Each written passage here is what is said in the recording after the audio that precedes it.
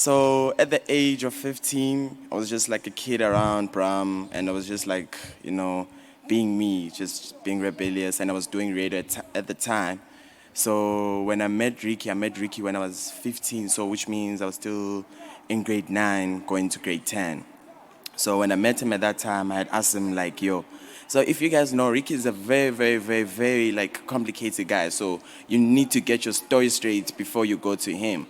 So here I was there at the daily paper pop up, like I was just like, wondering. I went with my phone. I'm like, hey, I want to do an interview with you. What? And then he just went, just take my email address. And then at that time I thought, this guy's giving me his email address. I know myself. I don't answer my email address, so it's not gonna happen. This thing, you see. I took the email address. I went home. I sent the email.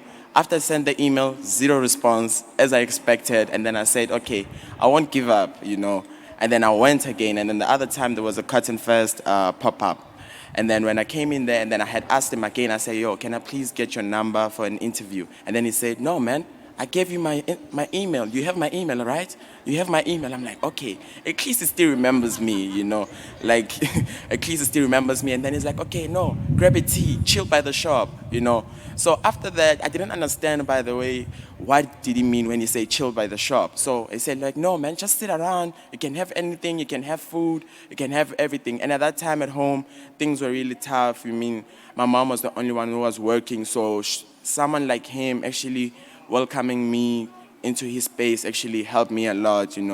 And like it took off like a lot of stress from me in general. And then, like we chilled around. It was one of the best days of my life. I wanna lie, I even got a picture. He even posted me. I was so happy. Went back to school, showed everybody that I am the best right now. Like I'm currently running the streets up.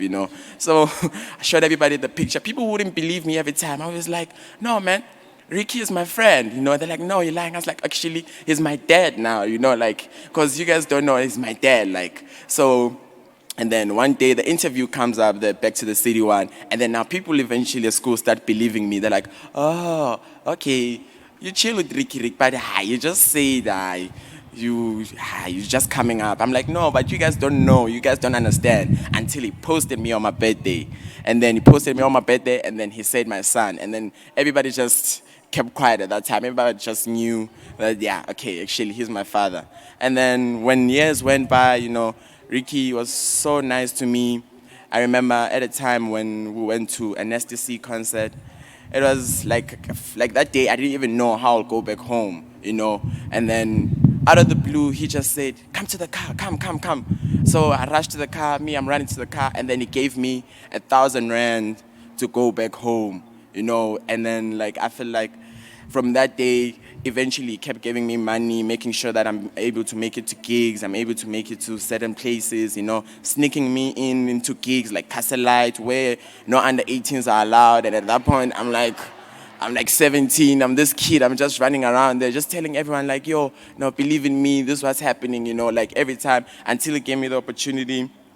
When he said, I remember he texted me when Cotton Fest was about to happen, and then he said, boys, this is ours. You're going to be on men's stage right now, so you mustn't care about anyone. You're going to be on my men's stage. Yo, I was so happy because like this was going to be my first big men's stage, knowing people have been like pushing me around, obviously saying, you're too young to do this thing. No, like you need to finish school, but he still stayed by my side, and he made sure that, yo, I pass, and then he would ask me, how's school? And I'll show him my report, and then he say, as long as you're passing, you can come with me. So, and then the boy kept passing the whole time. I made sure that I have to pass so I can be on Pop's good side every time.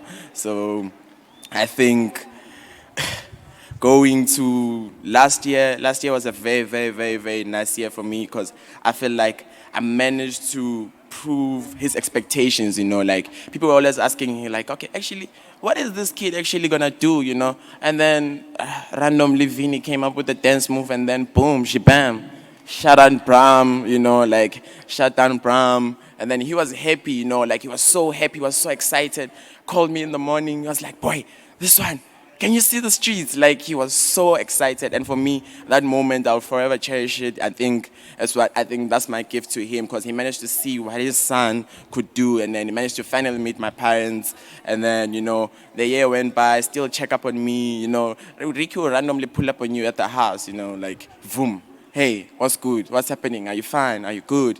And then he was the first guy, actually, first guy to ever take me to an ice rink, and then I really appreciate him for that, because I'm not a person that likes trying out things. And I think personally, I'm still hurt, I'm still hurt, but I like to encourage everybody, we stay strong and we continue the legacy. And I feel like we must believe in ourselves. As he always said, we must always believe in ourselves, and we always push the legacy and we stay stronger. Thank you very much. I go by the name of Uncle Vinny.